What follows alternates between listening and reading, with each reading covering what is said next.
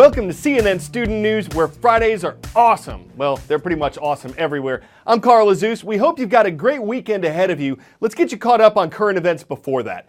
First up, a setback for the European Space Agency. Working together with Russia, the ESA is testing its ability to land a spacecraft on Mars. Its scientists are hoping to find out whether life has ever existed there.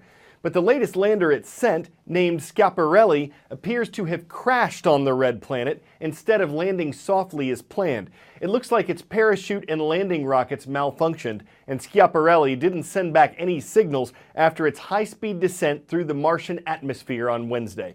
This wouldn't be the first lander the ESA has lost on Mars, but the agency says another part of its $1.5 billion mission involving a craft that's orbiting Mars is working. And ESA officials are moving forward with plans for a bigger project. They want to send a rover to Mars in 2020. Next to the Philippines, the Pacific Island nation's been hit by 2 typhoons in 1 week, and both of them were the equivalent of Category 4 hurricanes. At least 3 people were killed last Sunday when Typhoon Sarika made landfall in the northern Philippines. Thousands had to leave their homes.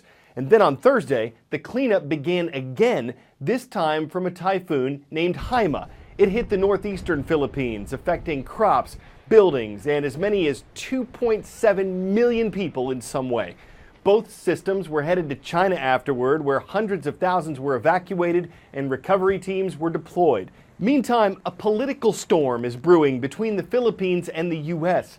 Philippines President Rodrigo Duterte has spoken out recently against U.S. President Barack Obama. And though the U.S. and the Philippines historically have been allies, President Duterte appears to be pivoting, realigning his country more closely with China. During his visit to China on Thursday, he announced his, quote, separation from the United States. Analysts are trying to figure out what exactly that means. Militarily, the United States and the Philippines are treaty allies with a mutual defense obligation. The U.S. regularly rotates military troops and equipment through the Philippines, and the two countries have also conducted several joint naval patrols in the South China Sea this year. A true separation, as President Duterte suggested, would mean an end to both the treaty and the troop presence. But President Duterte has made statements before that his staff then has been forced to walk back or clarify. CNN reached out to Duterte's office for more details on his announcement. We've received no reply. In the past, Duterte has expressed anger over the U.S. military presence, but said the treaty would remain because his advisors told him it was necessary. He did, however, cancel joint military exercises set for next year. What Duterte meant by separating economically is less clear, though U.S.-Philippine trade is worth tens of billions of dollars. In that same speech, the president also indicated what he has said for months now, that he wants to leave the U.S. behind in exchange for new, stronger allies. Last week, we told you how the U.S. government has accused the Russian government of hacking into American computers and stealing political documents. This subject came up again during Wednesday night's U.S. presidential debate. Some of the information that's been released from the hacks has been damaging to the Democratic Party. The Obama administration says Russia is meddling in the upcoming election, something that Russia has repeatedly denied. But what could happen next if a fight broke out in cyberspace? The U.S. has now publicly blamed Russia for hacking the U.S. election. So what are its options to respond? First option is to publicly name and shame Russia for hacking the U.S. election. This is something that the U.S. has now done. A second option is economic sanctions, either against the hackers themselves or groups working for the Russian government, individuals, perhaps senior Russian leaders who approve the hacks, or Russian institutions. And this is a tactic that the U.S. has used and is using against Russia for its invasion of Ukraine. Another option is to file criminal charges against the hackers or hacking group. Trouble with that is you have to meet a very high legal standard to pursue those charges.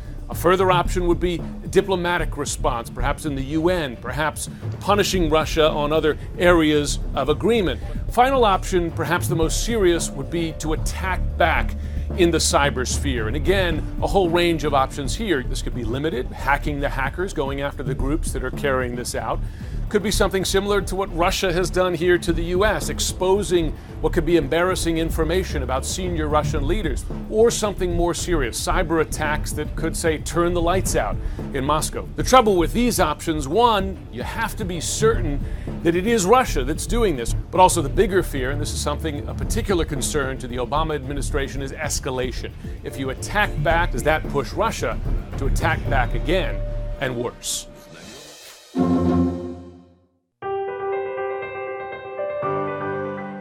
You don't have to look too far to see examples of cyberbullying, particularly at the grade school level, or the programs that try to reduce it.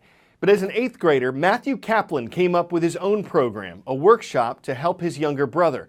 And that led to something that's been shared with more than 4,600 middle school students, mostly in Arizona. School is supposed to be this positive place where people can be themselves. And when you're bullied, you feel like you're on the outside.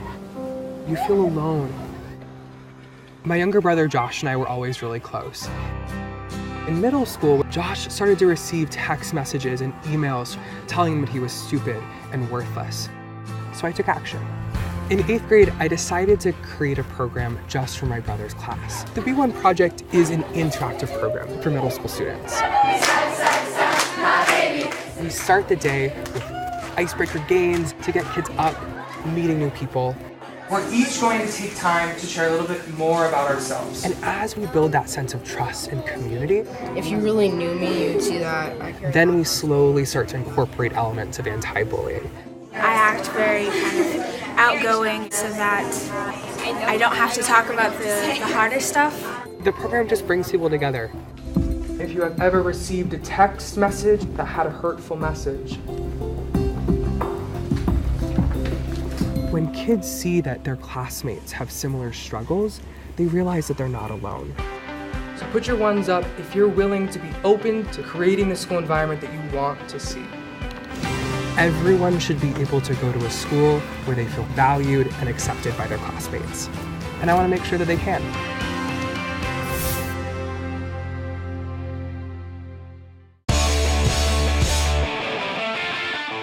Before we go, check out this big old lobster.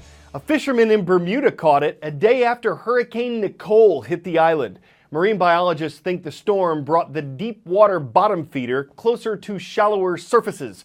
For perspective, the average lobster weighs about a pound. This one weighs 14. Too bad it wasn't caught with a bucket of drawn butter. That didn't matter anyway, though. It was released shortly afterward back into the deep blue sea. More like a crush station. You couldn't lob it back into the ocean. Instead of a carapace, it had a scarapace. Needed an XL exoskeleton to cover the long longoust. But even though a storm lob stirred it up, it's now free and probably feeling a lot less crabby. I'm Carl Azuz. We'll see you Monday.